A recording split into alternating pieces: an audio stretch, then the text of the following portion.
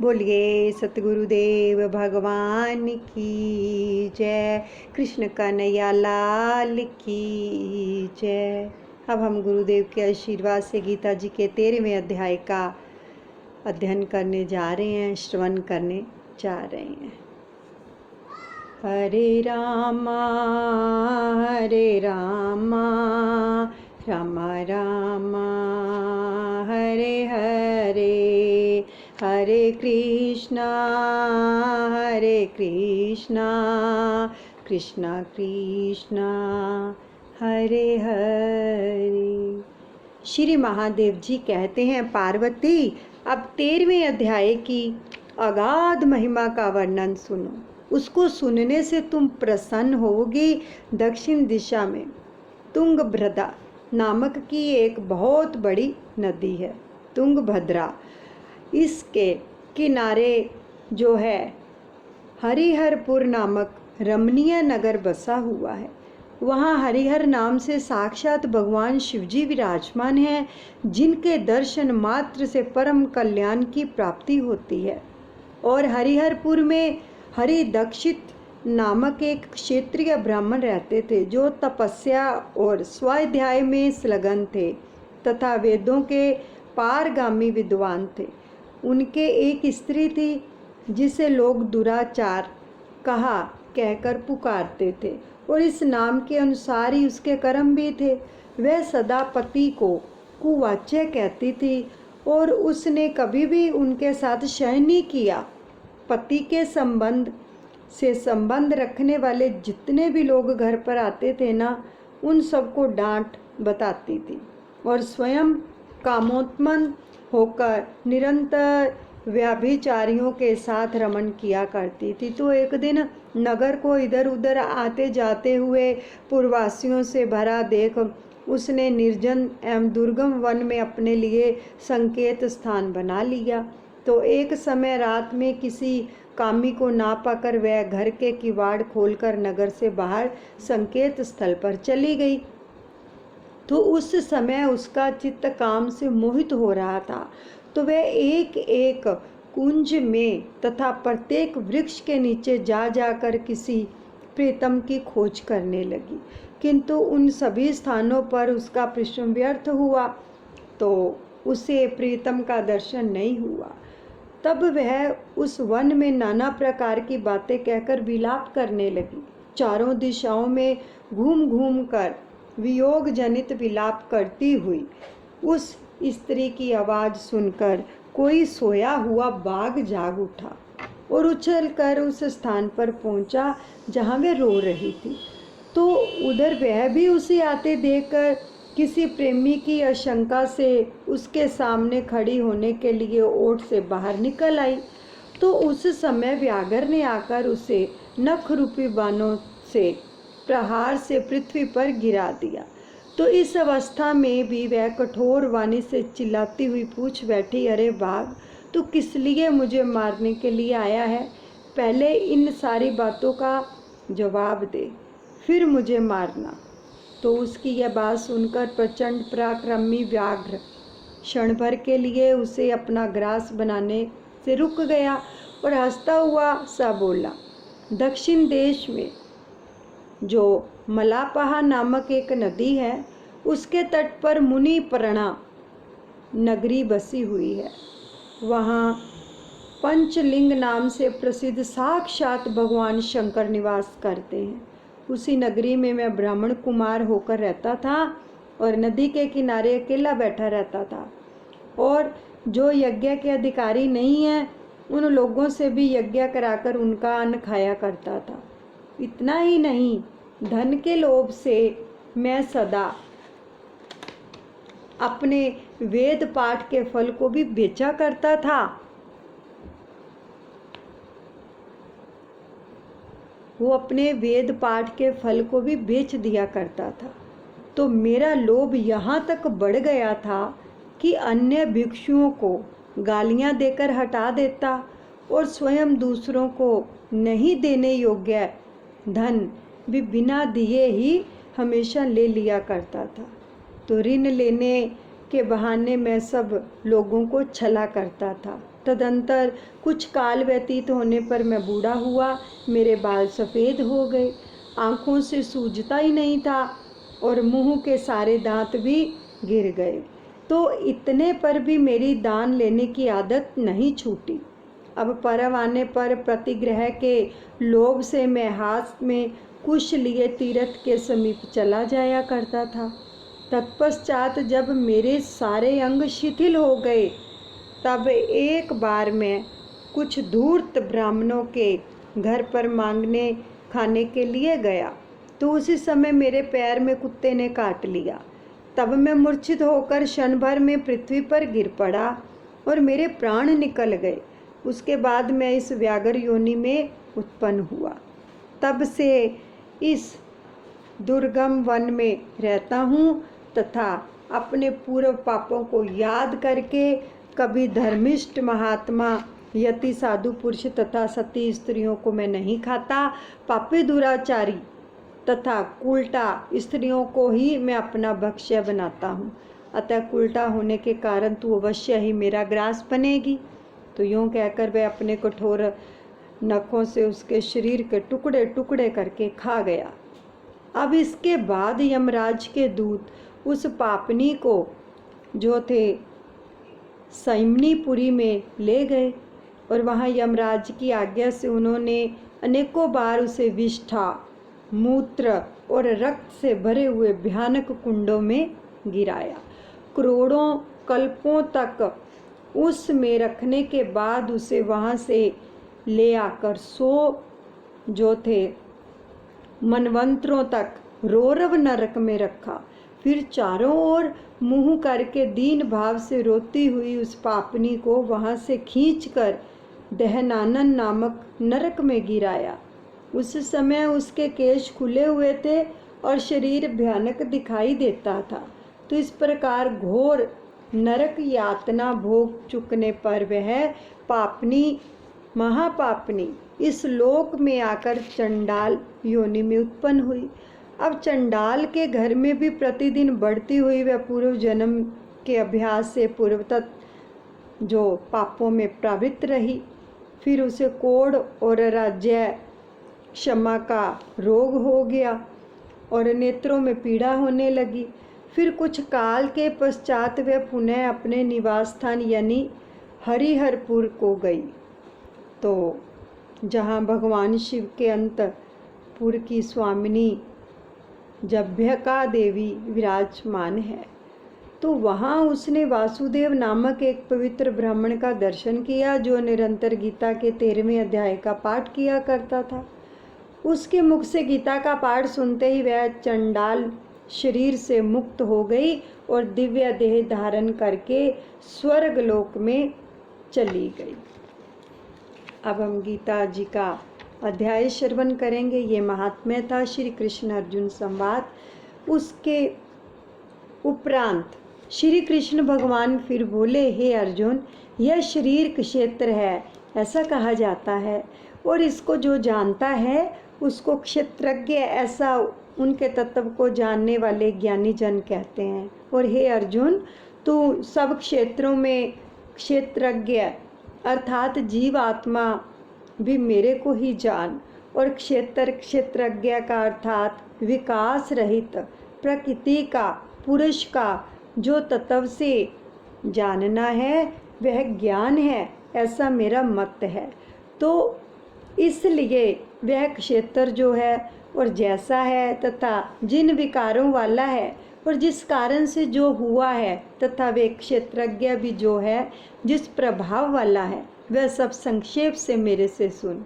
यह क्षेत्र और क्षेत्रज्ञ का तत्व ऋषियों द्वारा बहुत प्रकार से कहा गया है अर्थात समझाया गया है और नाना प्रकार के वेद मंत्रों से विभाग पूर्वक कहा गया है तथा अच्छी प्रकार निश्चय किए हुए युक्ति युक्त ब्रह्म सूत्र के पदों द्वारा भी वैसे ही कहा गया है। हे अर्जुन, वही मैं तेरे लिए कहता हूँ कि 5 महाभूत अर्थात आकाश, वायु, अग्नि, जल और पृथ्वी का सूक्ष्म भाव, अहंकार, बुद्धि और मूल प्रकृति अर्थात त्रिगुणामयी माया भी तथा 10 इंद्रियां तथा अर्थात श्रोत्र, और त्वचा, नेत्र, रसना और घ्राण एवं वाक, हस्त, पाद, उपस्थ और गुदा एवं मन और 5 इंद्रियों के विषय अर्थात शब्द, स्पर्श, रूप, रस और गंध तथा इच्छा, द्वेष, सुख, दुख और स्थूल देह का पिंड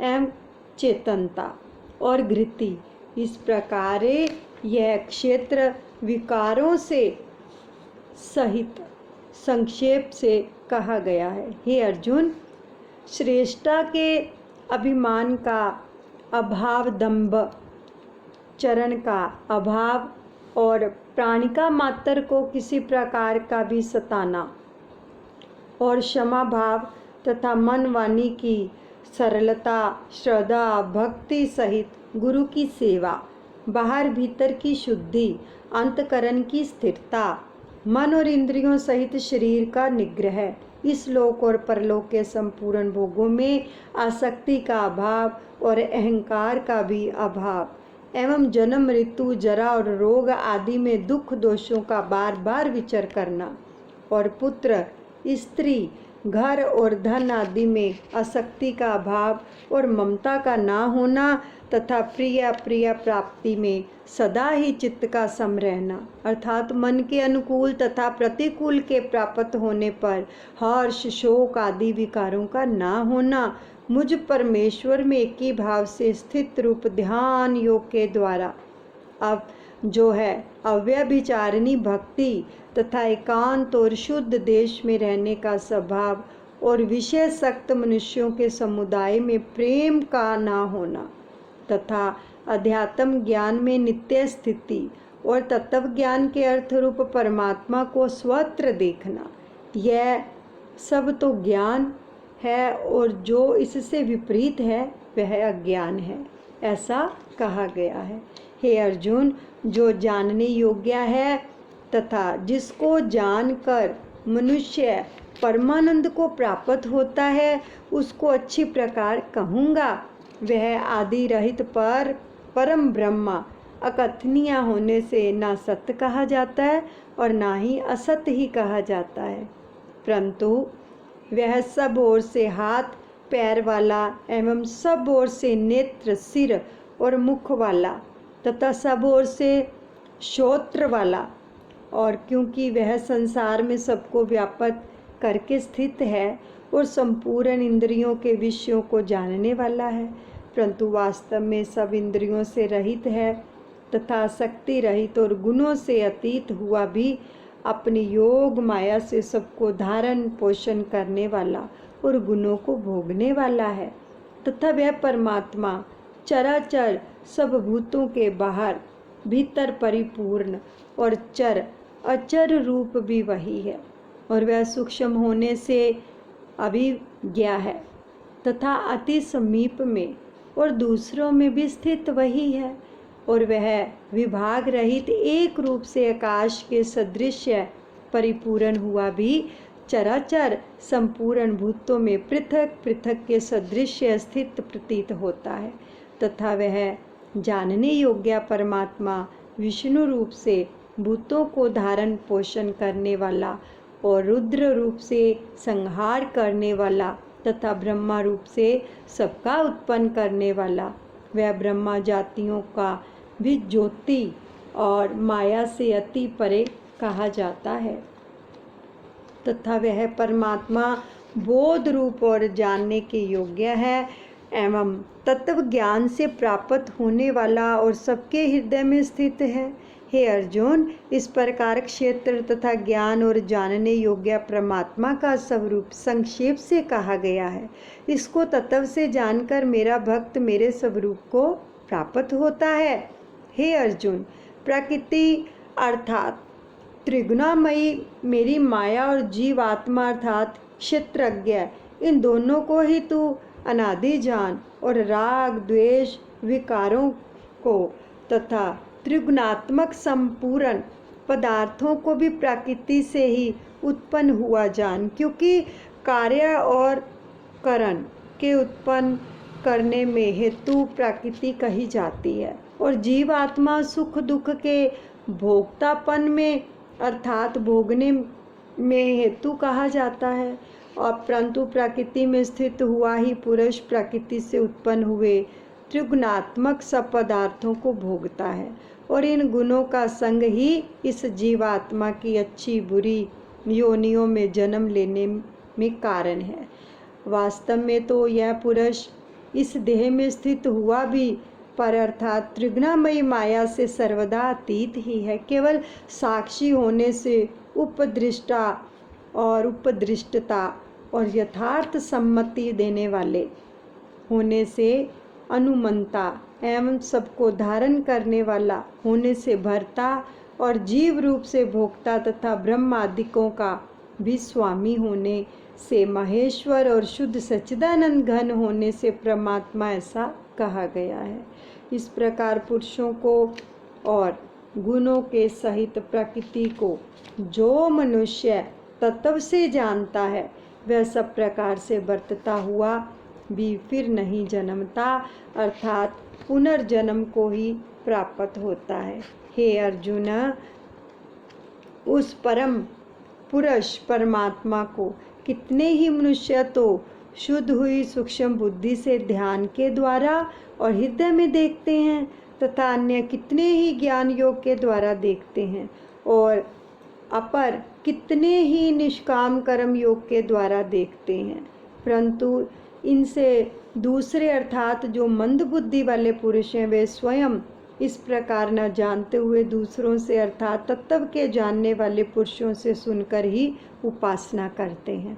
अर्थात उन पुरुषों के कहने के अनुसार ही श्रद्धा सहित तत्पर हुए साधन करते हैं और वे सुनने के प्रायण हुए पुरुष भी मृत्यु रूप संसार को निस्संदेह तर जाते हैं। हे अर्जुन, यामन मात्र जो कुछ भी स्थावर और जंगम वस्तु उत्पन्न होती है उस संपूर्ण को तू क्षेत्र और क्षेत्रज्ञ के संयोग से ही उत्पन्न हुई जान, अर्थात प्रकृति और पुरुष के परस्पर के संबंध से ही संपूर्ण जगत की स्थिति है।